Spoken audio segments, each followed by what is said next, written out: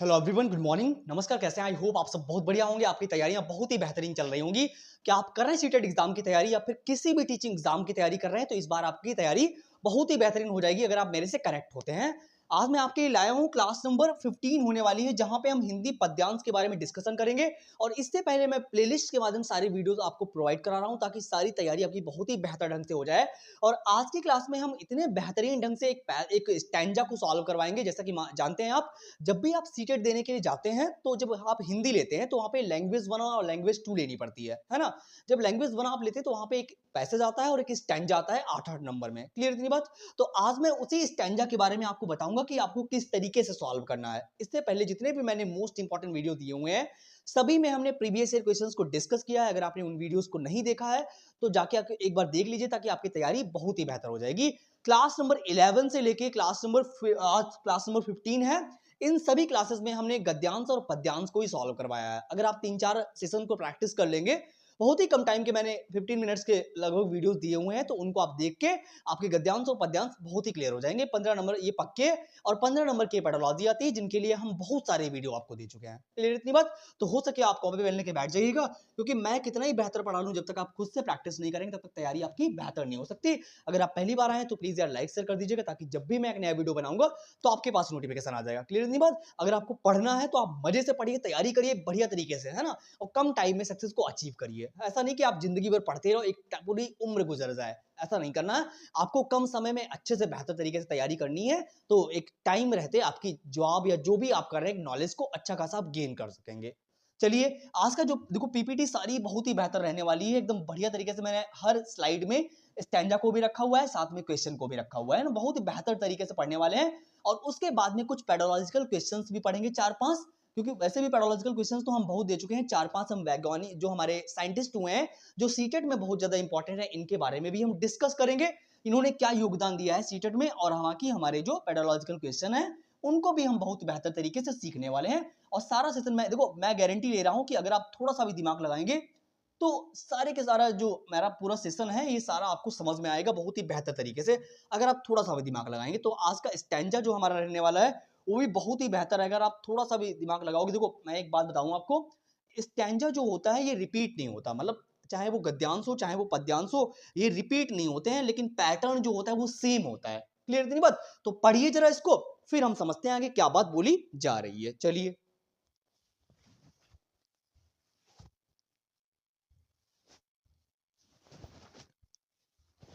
देखो यहाँ पे क्या बात बोली गई।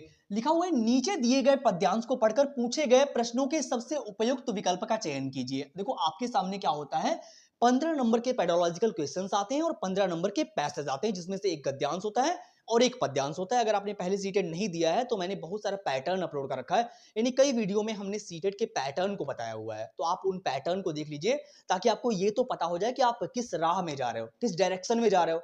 पता चले आप कितनी भी मेहनत कर रहे हो, अगर आपको पता ही नहीं है कि सक्सेस है कहाँ पे, तो आप कैसे तैयारी करोगे? आपके पास में एक करेक्ट गाइडेंस होनी चाहिए, कंटेंट अच्छा होना चाहिए, है ना। आपको पता होना चाहिए कि हमको इस राह पे चलना है, तो तैयारी अच्छी होगी और आप सक्सेस को अचीव भी कर पाओगे। पता ही नहीं चल रहा है कि आपको पढ़ना क्या है, तो फिर थोड़ी ना हो पाएगा। कंटेंट आपको बेहतर मिलना चाहिए। आप एक टीम, मैं ये नहीं कह रहा कि आप मेरे से पढ़िए, जहां भी आपको बेहतर समझ में आ रहा है आप वहां पे पढ़ने की कोशिश कीजिए। देखो, एक छोटा सा स्टैंजा दिया गया है। ट्रिक हमारे पास क्या होती है, हर टीचर अपना अपना परिप्रेक्ष्य बताता है। अगर आपको नहीं भी समझ में आएगा, फिर भी आपके पास एक अप्रोच डेवलप होगी कि आपको किस तरीके से सॉल्व करना है। मतलब स्टैंजा बहुत छोटा होता है, लेकिन जब पैसेज आता है तो पैसेज थोड़ा बड़ा होता है। तो जब पैसेज आया करे तो पहले एक बार क्वेश्चंस को पढ़ लिया करो। देखो, पोएम तो छोटी होती है। क्वेश्चन जब आप पहले पढ़ लेते हो, फिर आप स्टैंजा पढ़ते हो या पैसेज पढ़ते हो, तो एक बार दिमाग में हमारे बैठ जाता है कि ये क्वेश्चन आगे पूछा गया है, इसको हम ध्यान दिमाग से पढ़ते हैं। लेकिन पोएम छोटी सी होती तो एक बार में हम पढ़ लेते हैं। चलिए पढ़ते हैं पोएम को, देखिए क्या लिखा हुआ है। वह चिड़िया जो चोंच मारकर दूध भरे जंडी के दाने रुचि से रस से खा लेती है। यहाँ पे क्या लिखा हुआ है, एक चिड़िया जो है वो चोंच मारकर दूध भरे जंडी के दाने रुचि से खा रही है। ठीक बात है। आगे क्या लिखा हुआ है, वह छोटी संतोषी चिड़िया, देखो ये टैग वर्ड है, चिड़िया कैसी है, संतोषी चिड़िया है। चिड़िया नीले पंखों वाली, देखो चिड़िया कैसी है, नीले पंखों वाली है। देखो ये टैग वर्ड्स हैं, इन्हीं से रिलेटेड अभी आगे क्वेश्चन आएगा। है चिड़िया कई सारे रंगों की नहीं है, नीले रंग की है। और मैं हूं, मुझे अन्न से बहुत प्यार है। चिड़िया को कहे से प्यार है, अन्न से प्यार है। किससे प्यार है, अन्न से प्यार है, वह चिड़िया जो कंठ खोलकर बूढ़े वन बाबा की खातिर रस उड़ेल कर गाती। देखो ये टैग वर्ड्स हैं, इंपॉर्टेंट वर्ड्स हैं, यानी रस उड़ेल कर गाती है। कैसे, किसके लिए गाती है? बूढ़े वन बाबा की खातिर गाती है, अपने लिए कुछ नहीं कर रही चिड़िया, बूढ़े वन बाबा की खातिर गाती है। वह छोटी मुंह बोली चिड़िया नीले पंखों वाली हूं, मुझे विजन से बहुत प्यार है। अब आपको लग रहा होगा ये विजन क्या होता है? तो चीजें आपके अब सामने सारी समझ में आएंगी। सारा स्टैंजा में के बाद में क्वेश्चन दिए गए हैं, उन क्वेश्चंस को जब हम करेंगे तब हमें सारी चीजें समझ में आ जाएंगी। देखो अब यहाँ पे हमने स्टैंजा तो पढ़ लिया, अब हम क्वेश्चंस को पढ़ते हैं, देखते हैं हमारे क्वेश्चंस क्या कह रहे हैं। क्लियर इतनी बात? आपने, आई होप आपने स्टैंजा पढ़ लिया होगा। अब हम क्वेश्चंस पे चलते हैं, देखते हैं हमारे क्वेश्चन क्या कह रहे हैं। हर स्लाइड में हमने स्टैंजा को भी रखा हुआ है साथ में, ताकि आपको बार बार ऊपर नीचे स्लाइड ना करनी पड़े। देखो वीडियो को बार बार पीछे आगे पीछे नहीं करना पड़ेगा आपको, क्योंकि मैंने साथ में ही स्टैंजा को भी रखा हुआ है। चलिए पढ़ते हैं और समझते हैं कि क्या बात बोली गई। लिखा हुआ है चिड़िया को किससे प्यार है। अब आप बताइए यहाँ पे किससे प्यार है चिड़िया से? आपको दिखा होगा, कहीं पे लिखा होगा, लिखा हुआ है संतोषी चिड़िया नीले पंखों वाली मैं हूं, मुझे अन्न से बहुत प्यार है। अब यहाँ पे देखो क्या लिखा हुआ है, रस से प्यार है, वन से प्यार है, अन्न से प्यार है, पंखों से प्यार है। अब आप मुझे बताओ किससे प्यार है? देखो साफ साफ स्टैंजा में लिखा गया है कि जो है हमें किससे प्यार है? हमें प्यार है, अन्न से प्यार है। तो हम जाएंगे थर्ड ऑप्शन के साथ में, चिड़िया को किससे प्यार था? अन्न के साथ। देखो आपको पता है, आपको अपने पास से कोई भी दिमाग नहीं लगाना है।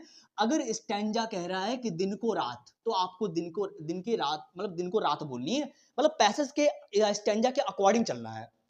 ऐसा नहीं कह रहे जो ये कह रहा हो आपको वही यहाँ पे पेश करना है इनके सामने क्वेश्चंस में, अपने पास से कोई भी दिमाग नहीं लगाना। क्लियर इतनी बात? आई होप आपको फर्स्ट क्वेश्चन समझ में आ गया होगा। अब हम चलेंगे क्वेश्चन नंबर सेकंड पे और समझेंगे कि हमारा क्वेश्चन नंबर सेकंड क्या कह रहा है। थोड़ा सा दिमाग लगाओगे, एज अ टीचर आप टीचिंग ट्रेनिंग कर चुके हो, तो इतनी तो समझ आपके अंदर होगी है। चलिए अब पढ़ते हैं हम क्वेश्चन नंबर सेकंड को और समझते हैं कि हमारा क्वेश्चन नंबर सेकंड क्या कह रहा है। बताइए पढ़ के फटाक से कि क्वेश्चन नंबर सेकंड हमारा क्या कह रहा है।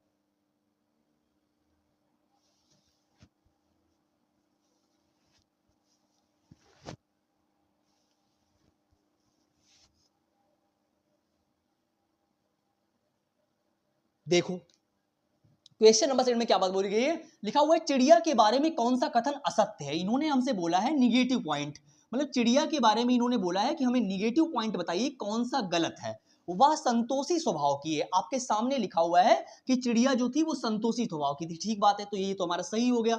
लेकिन हमसे गलत बात पूछी गई है ना, वह मधुर गीत गाती है। सबसे आगे यहाँ पे लिखा हुआ है वह चिड़िया जो कंठ खोलकर बूढ़े वन बाबा की खातिर रस उड़ेल कर मतलब है मन से गा रही है। जब मन से गाएगी तो अच्छे ही गाएगी, है ना?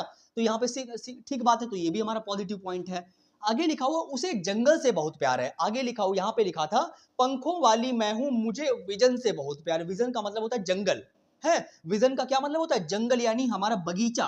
तो हम जाएंगे तो ये भी हमारा पॉजिटिव पॉइंट होगा कि उसे जंगल से भी प्यार है। लेकिन आगे लिखा हुआ है उसके पंख नीले पीले हैं। क्या ये बात सही है? आपको पूरे स्टैंजा में साफ साफ दिखा गया है कि नीले पंखों वाली चिड़िया कैसी थी? नीले पंखों वाली थी। देखो वहां पे भी यूज किया गया नीले पंख, और आगे भी कहीं पे सही साइड लिखा हुआ था मुझे अन्न से बहुत प्यार है, वह चिड़िया जो कंठ खोलकर वन बाबा की खातिर रस उड़ेल कर गाती है, छोटी मुंह वाली चिड़िया नीले। देखो ऊपर भी नीले पंखों वाली लिखा है, कुल मिला के देखो यहाँ पे भी लिखा हुआ है संतोषी चिड़िया नीले पंखों वाली मैं हूं, है? पूरे स्टैंजा में नीले रंग की बात करी गई कि चिड़िया जो थी वो नीले रंग की थी। ऐसा नहीं कि वो नीले पीले हरे लाल गुलाबी जो भी आपको बोलना है, ऐसा नहीं बोल सकते। तो एक ही हमारे पास निगेटिव है कि उसके पंख जो थे वो नीले पीले थे, तो ये गलत बात है, यानी यही हमारा निगेटिव पॉइंट है। और हमसे गलत है जो वही पूछा गया, तो जो गलत है वही सही है, क्योंकि पूछा ही हमसे गलत गया है। आई होप आपको समझ में आ गया होगा। नहीं आप नोट्स बना रहे हो तो कम से कम आप स्क्रीनशॉट मारते रहिएगा, ताकि आपको बाद में, एक बार होता है कि एक बार हमें रिवाइज करना पड़ता है, क्योंकि पेपर जिस टाइम पे होता है, करंट टाइम पे जब हम रिवाइज करके जाते हैं तो हमारा माइंड तेज चलता है ना?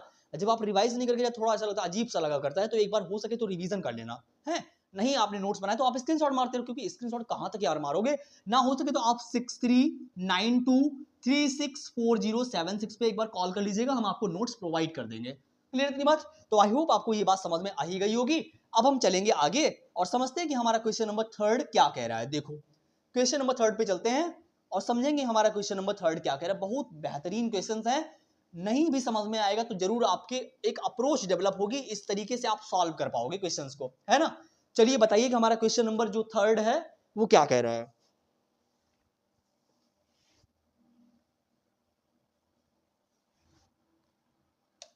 देखो क्वेश्चन नंबर 3 में क्या बोलोगे, मधुर गीत के लिए पद्यांश में का प्रयोग किया गया है। यानी मधुर गीत जो चिड़िया गा रही थी उसके लिए पद्यांश में किसका प्रयोग किया गया है। कंठ खोलकर, रस उड़ेल कर, वन बाबा की खातिर रस से खा लेती है। क्या बोलेंगे, देखो यहां पे साफ साफ लिखा हुआ है कि छोटी संतोषी चिड़िया नीले पंखों वाली मैं हूं, मुझे अन्न से बहुत प्यार है। आगे लिखा हुआ है कि वह चिड़िया जो कंठ खोलकर बूढ़े वन बाबा की खातिर रस उड़ेल कर गाती है। देखो यहाँ पे क्या लिखा हुआ है, चिड़िया जो थी वो कंठ को खोल करके यानी मन से गा रही थी, और कैसे गा रही थी, वन बाबा की खातिर रस उड़ेल कर गा रही थी। देखो यहाँ पे एक वर्ड यूज किया गया है, रस उड़ेल कर। मधुर गीत का मतलब क्या है कि वो रस उड़ेल कर गा रही है। चिड़िया कैसी, एकदम मन से गा रही है, मन लगा के गा रही है कि नहीं भाई हमें अच्छा गाना है, वो भी बूढ़े वन बाबा की खातिर है। अपने लिए चिड़िया नहीं गा रही है, दूसरे के लिए गा रही है।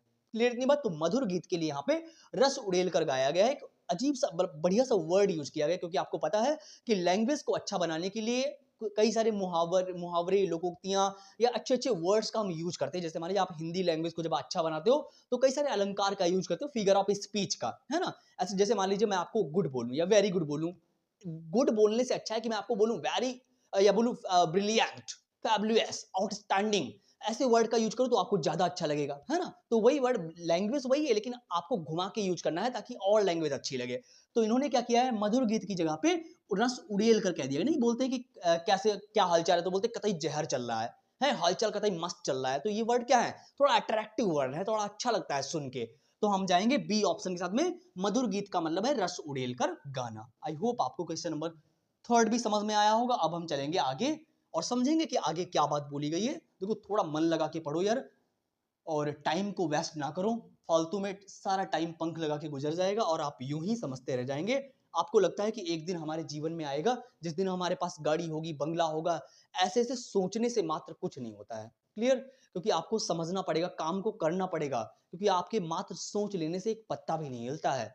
कि आप बस सोच लेते हैं कि एक दिन आएगा अच्छा हो जाएगा। वो दिन जब आएगा जब आप कुछ करोगे, हैं काम को करोगे, तब जाके एक दिन होगा कि आपको उम्मीद रहेगी हाँ आज नहीं तो कल हमें ये मिल जाएगा। जब आप काम करोगे, तब आप बंद कमरे में पड़े रहोगे तो फिर आपको कौन क्या बोलेगा, है। और कहां से आपको सफलता मिलेगी, कहां से क्या आएगा, कुछ भी नहीं होता है जस्ट आपके सोच लेने से, है। आपको काम करना पड़ेगा, बाहर निकलना पड़ेगा। तो पढ़ते हैं क्वेश्चन नंबर 4 को, देखते हैं कि आगे क्या बोला गया है। लिखा हुआ है, चिड़िया दूसरों का ख्याल रखती है, यह बात पद्यांश की किस पंक्ति से ज्ञात होती है। अब आप मुझे कमेंट करके बताइए कि इसमें क्या बात बोली गई है। फटाक से आंसर कमेंट करिएगा।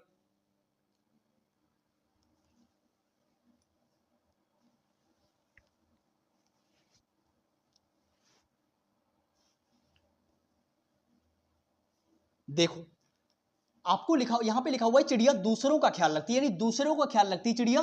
यह बात पद्यांश की किस पंक्ति में ज्ञात है। मुझे अन्न से बहुत प्यार है, यहां पे तो चिड़िया अपने बारे में बात कर रही है कि मुझे प्यार है, दूसरे के बारे में थोड़ी ना बात हो रही।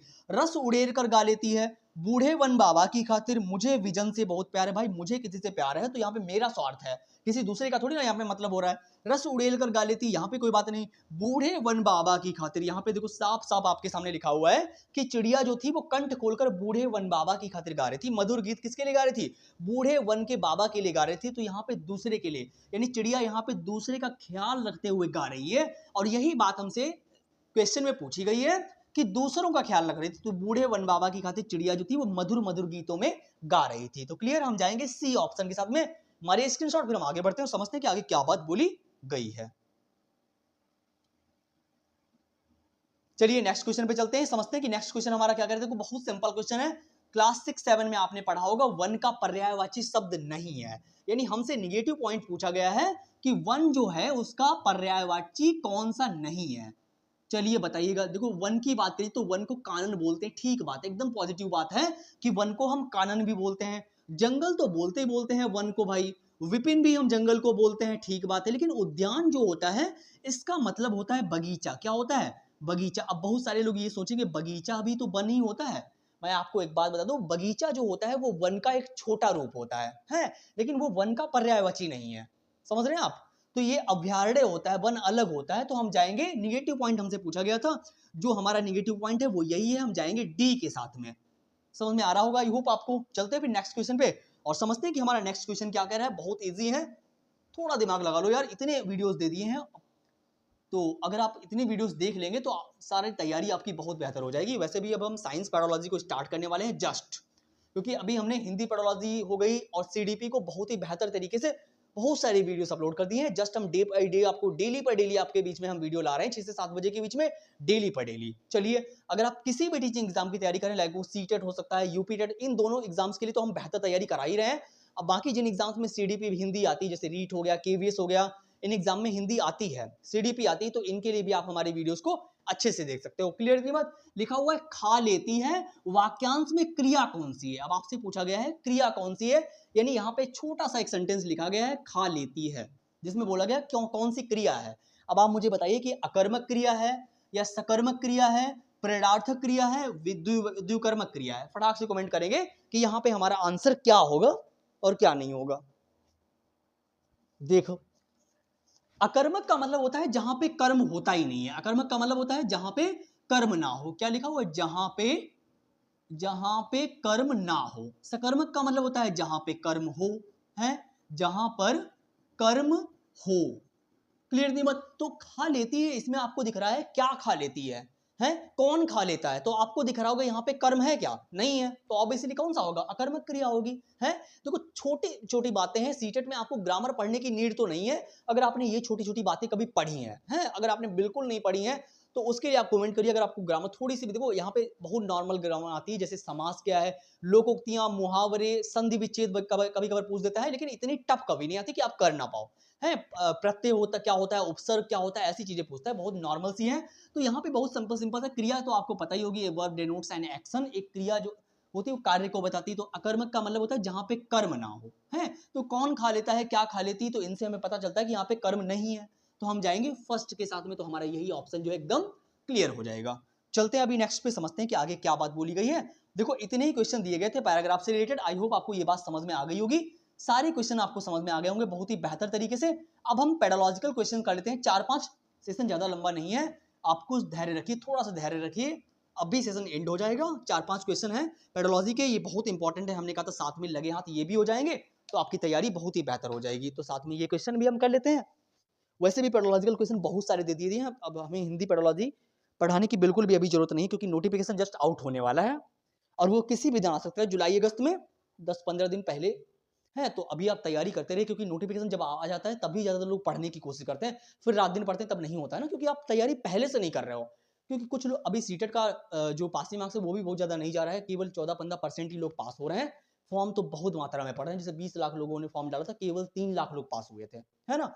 चलिए पेडोलॉजिकल क्वेश्चन पढ़ते हैं और समझते हैं कि क्वेश्चन में क्या बात बोली गई। लिखा हुआ है एक पाठक अपने पूर्व ज्ञान का उपयोग करके अर्थगत व वाक्यात्मक संकेत बताती है, यानी अध्यापिका है अपने पूर्व नॉलेज का उपयोग करके अर्थगत जो मतलब संकेत बता रही है, क्लास में पढ़ाती है, तो मतलब कि पहले से जो उसका पूर्व नॉलेज है उस अकॉर्डिंग वो छोटे छोटे सेंटेंस बताती है, छोटा छोटा संकेत देती है पढ़ाने के दौरान, और फिर अन्य विशिष्ट जानकारी पर जाती है, मतलब पहले छोटी छोटी चीजें बताती है पहले, लेकिन वो क्या कर रहे हैं, यहाँ पे एक बात लिखी गई है कि एक पाठक अपने पूर्व ज्ञान का उपयोग करके अर्थगत संकेत बनाती है, यानी पहले से उसको नॉलेज है उस चीज के बारे में, बहुत ज्यादा नॉलेज है, पूर्व ज्ञान के माध्यम से चीजें बता रही है। यहां पाठक पढ़ने का कौन सा मॉडल अपनाती है? देखो एक है बॉटम अप, क्या ये बॉटम अप अप्रोच है, टॉप डाउन अप्रोच है, अंतःक्रियात्मक मॉडल है, समग्र भाषा मॉडल है। यहाँ पे समग्र भाषा की कोई बात नहीं हो रही, अंतःक्रिया की कोई बात नहीं हो रही है। बॉटम अप का मतलब होता है जब आप छोटी छोटी चीजों से बड़ी चीजों पे जाते हो तो आप बॉटम अप।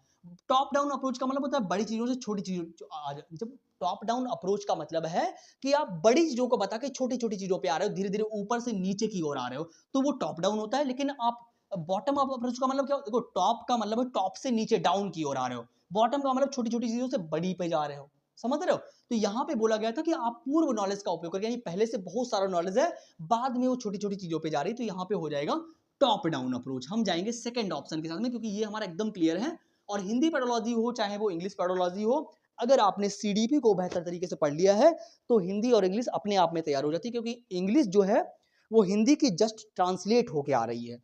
जब से पेपर ऑनलाइन होना शुरू हुआ था बीच में, अभी 23 में जो मतलब एग्जाम हुआ था सीटेट का, उसमें पेपर जो है ऑनलाइन होना शुरू हो गया था, है ना। तो वहां पे जब से ऑनलाइन हुआ है तब से इंग्लिश पेडोलॉजी जो होती है वो हिंदी की सेम ट्रांसलेट होके आ रही है। तो जब आप हिंदी पर आप सीडीपी और हिंदी को प्रिपेयर कर लीजिए, आप अच्छे से एग्जाम निकल जाएगा, बाकी चीजें अपनी अपने आप क्लियर हो जाएंगी। तो हम जाएंगे सेकंड के साथ में, टॉप डाउन अप्रोच के साथ में। चलते हैं अभी नेक्स्ट पे। और समझते हैं कि हमारा नेक्स्ट क्वेश्चन क्या कह रहा है। बहुत ही बेहतर क्वेश्चन है। ये क्वेश्चन बार बार रिपीट होते हैं, हालांकि स्टैंजा और पैसेज तो रिपीट होता नहीं है, लेकिन पेडागॉजिकल क्वेश्चन जो है यही सारे बार बार रिपीट होते हैं। नेक्स्ट न्यू क्वेश्चन जो भी मिलेगा वो भी आपको इन्हीं कॉन्सेप्ट से रिलेटेड ही मिलेगा, आपको नया कुछ यहाँ पे देखने को नहीं मिलने वाला। अगर आपको लग रहा होगा कि पेडागॉजिकल क्वेश्चन ऐसे नहीं आएंगे, हम नए तरीके से पढ़ें, कॉन्सेप्ट सेम यही होगा, आपको अपने पास से कुछ दिमाग नहीं लगाना।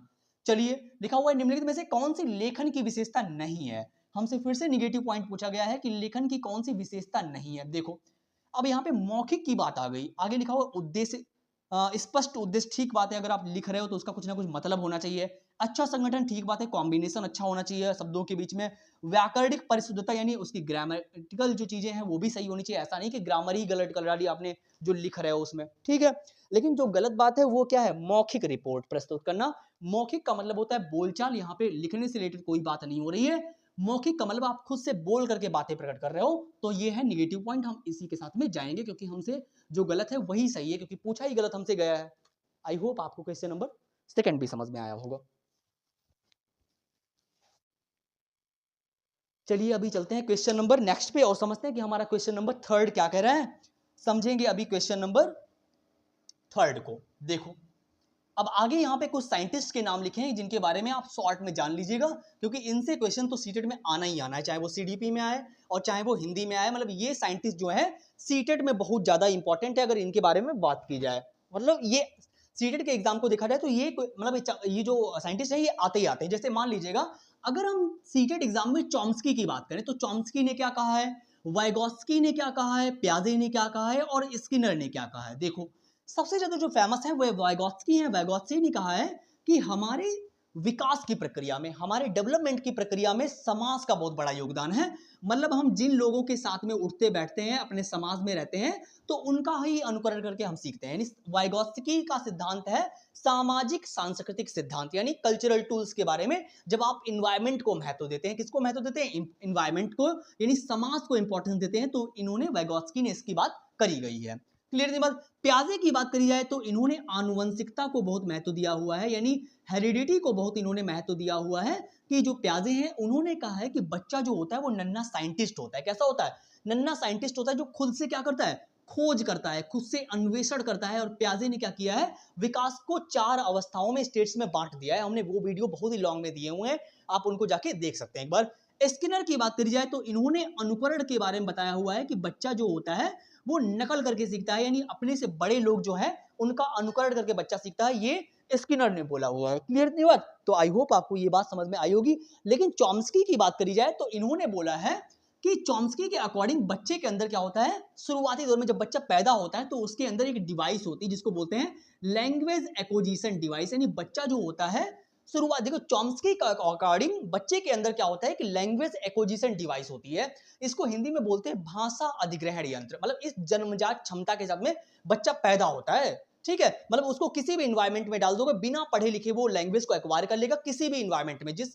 जैसे मान लीजिए अमेरिका में डाल तो वो बिना पढ़े अंग्रेजी बोलेगा, है ना। मतलब उसको ये क्षमता के साथ में बच्चा पैदा होता है। शुरू के 2 साल तक क्या होता है कि बच्चे का लैंग्वेज एक्विजिशन डिवाइस बहुत ज्यादा कार्यशील क्रियाशील होता है, कि वो बहुत जल्दी लैंग्वेज को पकड़ता है ना। तो हम चॉम्स्की ने एलएडी के बारे में बात करी गई, और वाइगोत्स्की और प्याजे ने दोनों का बहुत ही सिमिलर रहा हुआ है। यानी दोनों ने ही सामाजिक सांस्कृतिक सिद्धांत को दिया हुआ है, लेकिन इन्होंने हेरिडिटी को बहुत महत्व दिया हुआ है और इन्होंने समाज को दिया हुआ है। वैसे आपको पता है कि विकास की जो प्रक्रिया होती है, यानी डेवलपमेंट की जो प्रक्रिया होती है, वो इन्वायरमेंट और हेरिडिटी के गुणनफल के बराबर होती है। यानी दोनों का बराबर बराबर योगदान है। ऐसा नहीं कह सकते कि किसी के विकास में हेरिडिटी का योगदान केवल है या केवल इन्वायरमेंट, यानी दोनों का बराबर बराबर योगदान है, आपका आनुवंशिकता का भी और इन्वायरमेंट का भी। क्लियर इन बात, चारों के बारे में आपको अच्छे से समझ में आ गया होगा। आई होप आपको ये बात समझ में आ गई होगी। अब हम आगे चलते हैं और समझते हैं कि हमारा नेक्स्ट क्वेश्चन क्या कह रहा है। क्वेश्चन नंबर 3 को चलेंगे, पढ़ेंगे। देखो, अभी हमने चॉम्स्की के बारे में बताया आपको और वहीं से क्वेश्चन भी आ गया। चलिए चॉम्स्की के बारे में बताइए। अभी क्या बताया मैंने कहा कि चॉम्स्की ने कहा है कि बच्चे के अंदर लैंग्वेज एक्विजिशन डिवाइस होती है, मतलब भाषा अधिग्रहण यंत्र होता है, जिसके माध्यम से वो किसी भी लैंग्वेज को इजीली एक्वायर कर लेता है। इन्होंने लिखा हुआ है कि चॉम्स्की के अनुसार भाषा के अर्जन का आधार क्या है। देखो, अर्जन का मतलब होता है, देखो अगर अर्जन की बात करी जाए तो अर्जन एक ऐसी प्रक्रिया है जो स्वाभाविक प्रक्रिया होती है। कैसी प्रक्रिया है, अर्जन जो है वो एक स्वाभाविक प्रक्रिया है जहां पे आप बिना नियम कानून के सीखते हैं। यानी किसी भी चीज को अगर आप सीखते हैं तो उसके लिए आपको नियम कानून नहीं, आप अपने समाज से सीख लेते हैं, स्वभाव से सीख लेते हैं, आपका नेचर ऐसा होता है। तो चॉम्स्की के अकॉर्डिंग यहाँ पे बा है, ऐसा कोई ऑप्शन नहीं, अंतरजात कोई बात नहीं, भौतिक अनुक्रिया नहीं, इंद्रियों से प्राप्त अनुभव यानी आपके अंदर जो है LAD ये जन्मजात क्षमता होती है लैंग्वेज एक्विजिशन डिवाइस की, इसके लिए आपको किसी स्कूल कॉलेज में जाने की आवश्यकता नहीं पड़ती। क्लियर नहीं बात? तो हम जाएंगे फर्स्ट के साथ में, फर्स्ट ऑप्शन हमारा एकदम क्लियर है। चलते हैं अभी नेक्स्ट पे और समझते हैं कि हमारा नेक्स्ट क्वेश्चन क्या कह रहा है। क्वेश्चन नंबर 4 पे चलते हैं। स्किनर के बारे में भी मैंने अभी आपको जस्ट बताया है, सेकंड लास्ट क्वेश्चन है, इसके बाद में एक क्वेश्चन और है, फिर हम सेशन को एंड करेंगे। चलिए बताइए इसका आंसर क्या होगा। अभी हमने स्किनर के बारे में बताया था आपको।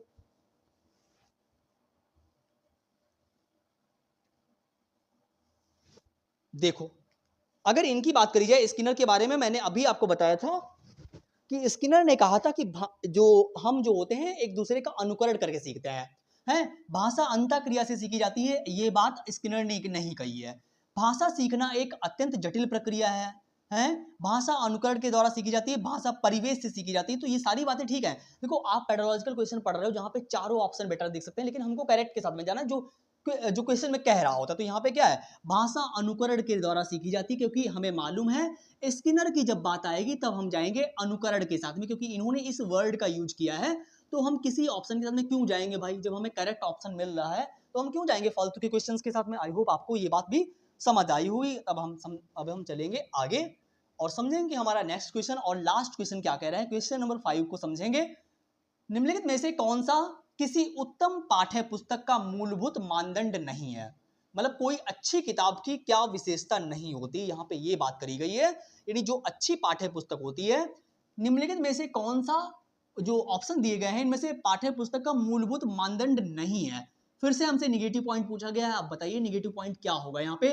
भाषा एवं शब्द भंडार, भाई किसी भी पाठ्य पुस्तक में कोई भी किताब है जब उसके शब्द ही अच्छे नहीं होंगे तो फिर किताब अच्छी कहां से होगी। तो ये तो हमारा पॉजिटिव पॉइंट है और हमसे निगेटिव पॉइंट पूछा गया है। विषय वस्तु, यानी कैसी विषय वस्तु है भाई, जब जब कंटेंट है किसी भी पाठ्य पुस्तक में किसी भी किताब में कंटेंट अच्छा होगा तभी तो बंदा पढ़ेगा उसको, है। तो ये भी बात ठीक है।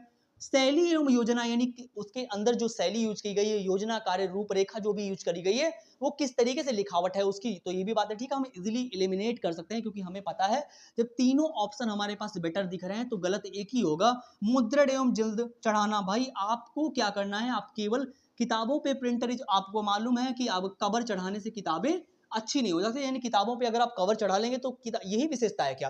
तो तीनों ऑप्शन बेटर थे, यही निगेटिव पॉइंट है। तो जो निगेटिव जो गलत है वही सही है क्योंकि पूछा ही हमसे गलत गया है। तो हम जाएंगे फोर्थ के साथ में। क्लियर इतनी बात।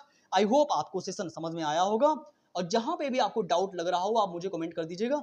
हम नेक्स्ट वीडियो जरूर आपके कमेंट के अकॉर्डिंग ही प्लान करेंगे 110%। तो पैसेज में स्टैंजा में कहां पे आपको दिक्कत आई वो मुझे बता दीजिएगा। फिलहाल के लिए